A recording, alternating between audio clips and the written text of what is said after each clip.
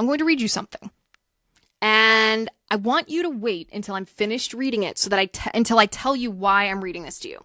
Because I have gotten what's called ratioed on X. Do you know what ratioed is? It means more people have responded to you in comment form than have retweeted or liked you. And it is, if you are ratioed on X, it generally means that you have had a bad take. It generally means that people are so angry they're telling you to go shut up. This is what I posted that got me ratioed. And the context of this, of course, is that President Trump is looking, or at least a report from the Wall Street Journal. I have no idea if the Trump administration is actually doing this or not. I don't trust the Wall Street Journal reporting on Trump, I'll tell you that. But the Wall Street Journal reported that President Trump was looking to recategorize marijuana as a less dangerous drug. And I don't think that's a good idea. And so, if it's true, which I doubt, because it came from the Wall Street Journal. But for the sake of argument, this is what I posted. I said, marijuana is a dangerous drug that leads to psychosis, schizophrenia, and ultimately violence. We should obviously ban it. And then I posted with that comment, I posted the studies that substantiate what I said, because I didn't just say that. That's not just my opinion. This is my opinion informed by science. I said, according to NAM, that's the National Association of Medicine, quote, the association between cannabis use and development of psychotic disorder is supported. The magnitude of this association is moderate to large and appears to be dose dependent. That's pretty significant. Schizophrenia, significantly, studies show marijuana may cause up to 30% of schizophrenia cases in young men. Specifically, teenagers who use cannabis by age 15 are more than 4 times as likely to suffer from schizophrenia compared to their peers who do not use cannabis. This, of course, leads to violence. The Journal of American Psychiatry found a, quote, moderate association between cannabis use and physical violence, which remains significant regardless of study design and adjustment for confounding factors like socioeconomic factors and other substance abuse. Cannabis use in this population is a risk factor for violence. Even more chillingly, in a study of convicted murderers, 1/3 had used marijuana 24 hours before committing homicide. In another study, regular use of marijuana during adolescence was the most predictive indicator of intimate partner violence. And I posted, remember, smoking marijuana in 2025 is not the same thing as smoking it in the 1970s. The amount of THC, the psychoactive component of cannabis, is 5 to 10 times higher in concentration now compared to just 20 years ago. Marijuana use clearly is dangerous for society. Since marijuana was legalized in Colorado, the crime rate skyrocketed there by 21%. Traffic fatalities have increased by 57%, and suicides have increased by 23%. Marijuana also rots your body, not just your mind. Daily marijuana users have a 25% higher chance of a heart attack and a 42% higher chance of a stroke. If you smoke pot, you're 3 times as likely to develop peripheral artery disease, which can also lead to heart attack, stroke, and death. Marijuana is making America sicker, more demented, more dangerous, and more disgusting. Why is this even a question? Ban it. Okay, so here's where I'll say I did not post this intentionally to be rage bait. I did not post this because I know that marijuana is a hot button topic, and I know that when I speak this opinion, people have a visceral reaction to this. I did not post this to try to trigger anybody or to antagonize anybody. I actually know that many of you disagree. That's why I talk about this sometime. And the reason that I posted this, knowing that many of you disagree, is because I'm trying to persuade you. I'm trying to persuade you to change your mind. I'm not just being contrarian to be contrarian, is what I'm saying. I'm trying to give you information that helped me change my mind, because I think this information, once you accept the information, meaning if you actually read it, I think it will change your mind, because I don't know how it couldn't.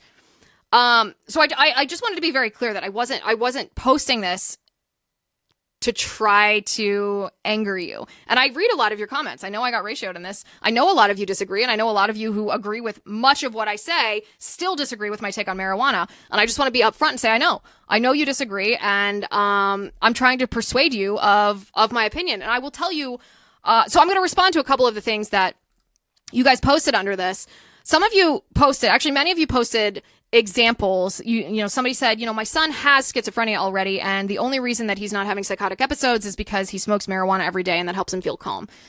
Well, my response to that is anecdotes aren't data.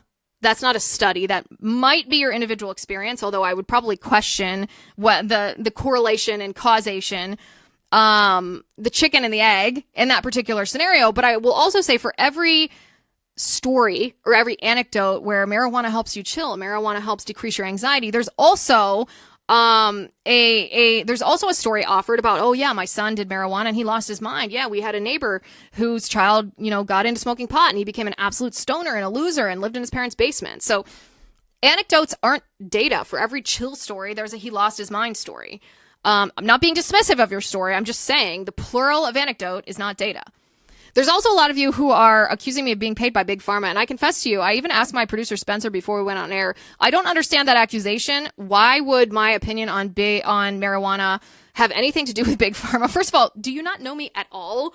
Have I not been the loudest voice? Of course I'm not being paid by Big Pharma. By the way, that should go without saying. That's obvious. Duh. I would never take money from Big Pharma. I think Big Pharma is evil.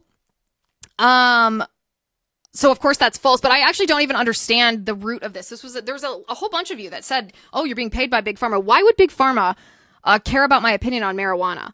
And I was kind of exploring this in my mind because I don't understand the correlation here. And perhaps it's because some people think that marijuana helps with pain and Big Pharma, that doesn't even make sense. I literally have no idea what that means. So you guys can explain that to me. But the accusation itself is stupid because I challenge you to think of anybody who's been a louder voice against Big Pharma. Pfizer, for goodness sake, has me blocked on X.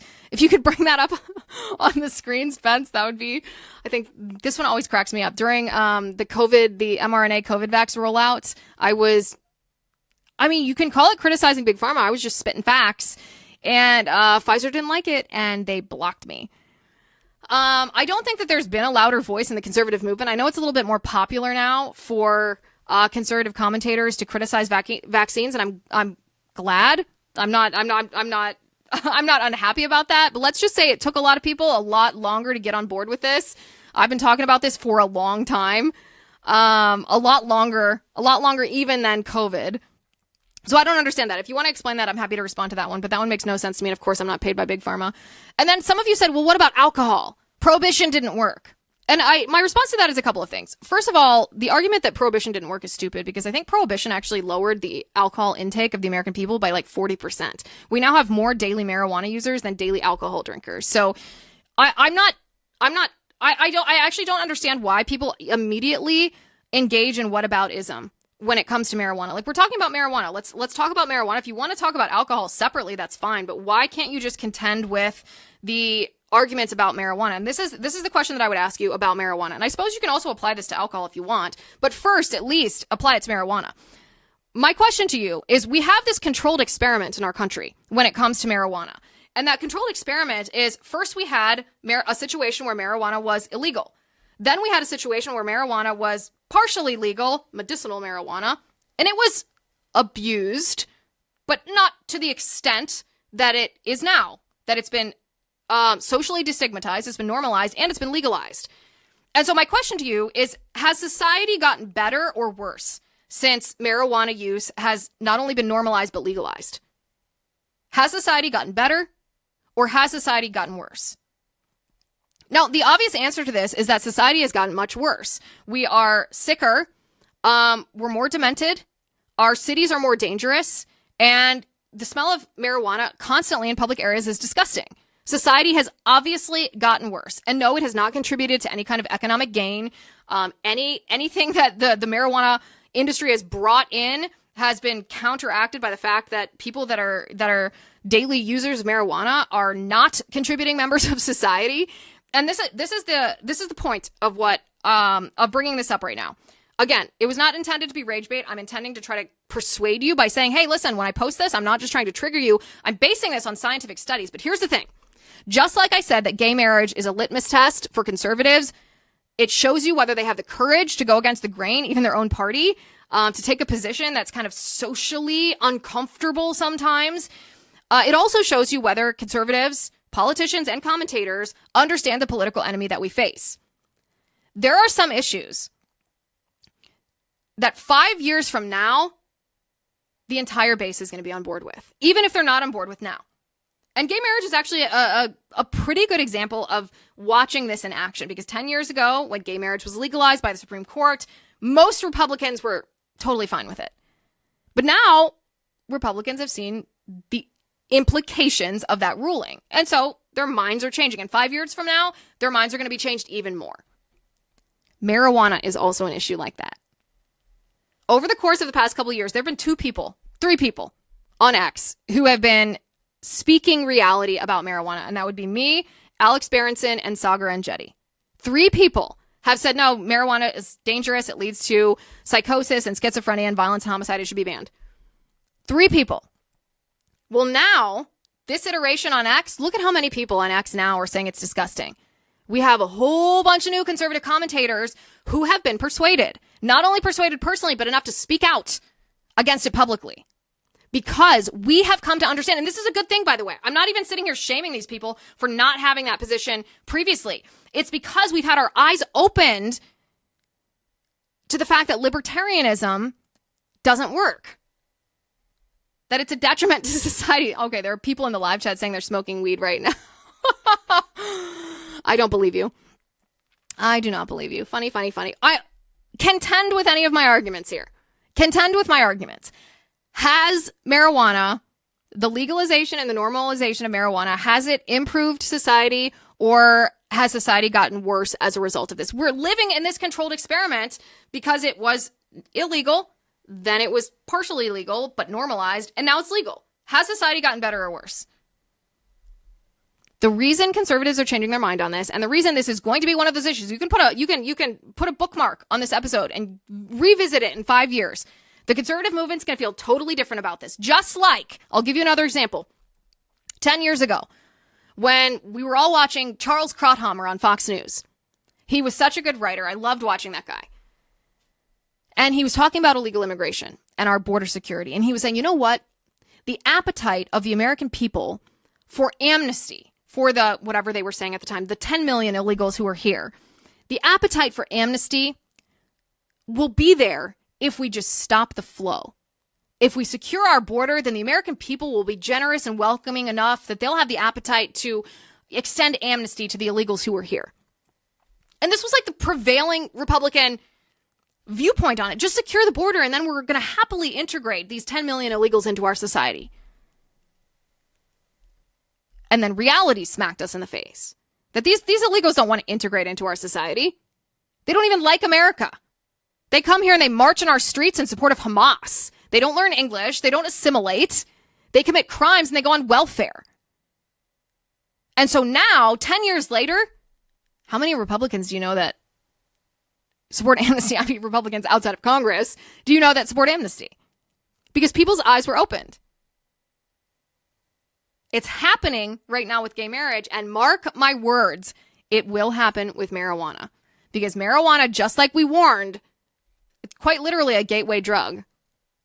But it is a perfect textbook example of the fatal flaw of libertarianism. Remember, freedom is not the end goal of a society, as libertarianism tells you. Freedom is not the ultimate goal. Freedom is the means to something else, and that something else is something greater. Something greater, like virtue. How does marijuana increase our pursuit of something greater? It does not. It does not. I didn't post it as rage bait. I did not. I'm looking at the comments now. I'm looking at your comments. PTSD needs strong medicine. Look up the studies. Medical marijuana is a farce. Studies show this. This was the marijuana lobby constructing. Read Alex Berenson's book. I cannot recommend highly enough that you read Alex Berenson's book. Read his book. It's called Tell Your Children. He talks about how the marijuana lobby structured a public opinion campaign on how to destigmatize marijuana and normalize it. And the first thing that they did is they had to get this stamp of approval of the experts. So what did they do? What did they do to do this? They conducted studies, scientific studies, and they said, oh, medical marijuana is helpful. And they paid off researchers, and they rigged studies, and they got experts to endorse marijuana. So now if you say you're against marijuana, well, you're against the experts. This is a medical treatment. And that was the first step. And once they did that, Then they moved toward legalizing it just for recreational purposes. At the same time, did you watch Steve Robinson from the Maine Wires? Did you watch his weed triad documentary about the Chinese international crime cartels that are running illegal marijuana farms in the United States and what they're doing to it, what it is? Watch that. Read Alex Berenson's book and tell me that I'm wrong. Tell me that I'm wrong.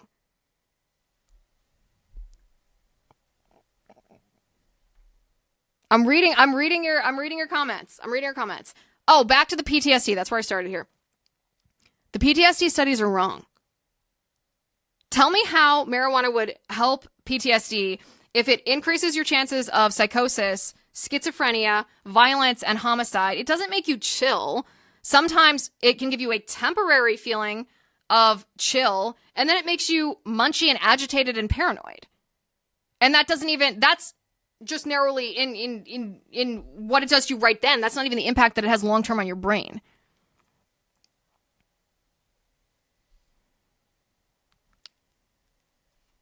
Okay, Grace says in the live chat, this is new to me, but I'm listening. Mike said, so you smoked before? No, I've never smoked marijuana. I don't do drugs. I've never smoked marijuana. And I'm glad because of what the study show does to you.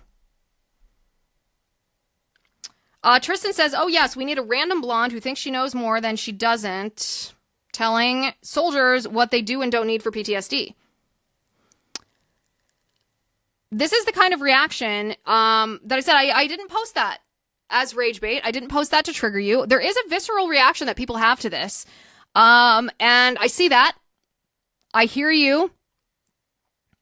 I'm not trying to be a contrarian. I'm trying to bring to your attention information that I think might change your mind. Read the information.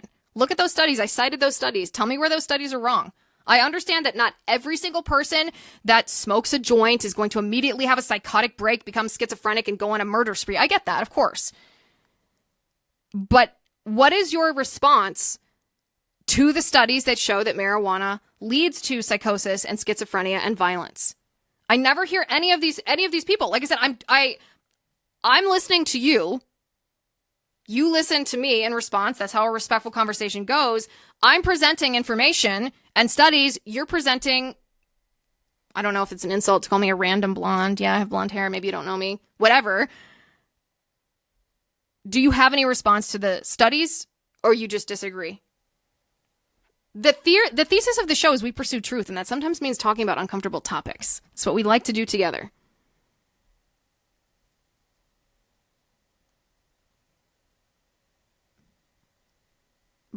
Jen says, never in my life have I ever seen someone come down with any of your so-called studies.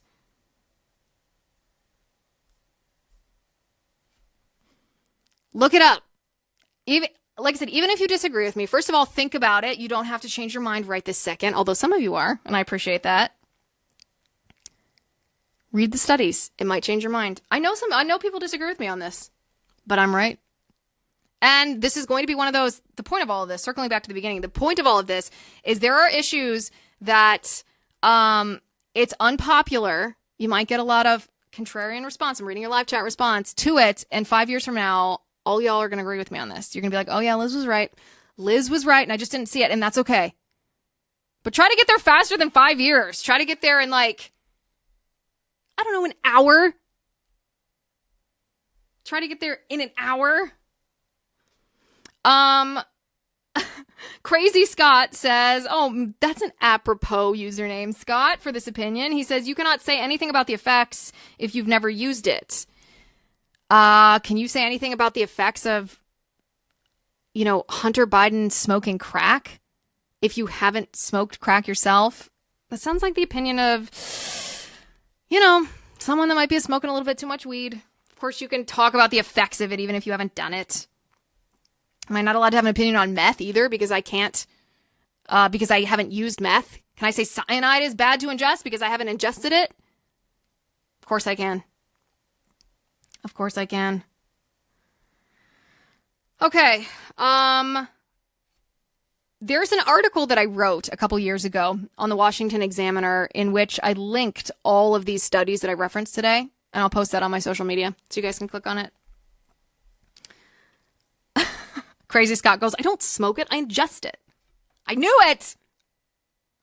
I knew it. And let me tell you, Scott, and I say this out of love, it's impacting your mind. And the evidence of that was your argument.